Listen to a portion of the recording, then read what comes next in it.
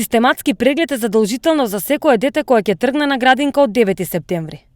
Поради епидемиолошката состојба со COVID-19, секое дете неопходно е да го посети својот матичен лекар, да биде прегледано и да се утврди дали е здраво и дали може да посетува градинка, велат педиатрите.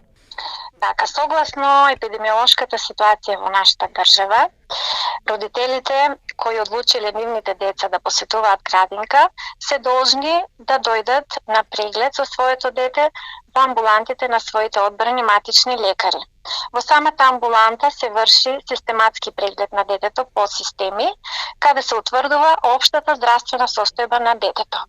Доколку е неопходно, се прават и дополнителни исследувања за да се оцени дека самото дете е навистина здраво и психофизички способно за тргнување и престој во градинка. Исто така се врши и антрополошки мерења на раст и развој на самото дете и една оценка на неговата општа психофизичка состојба.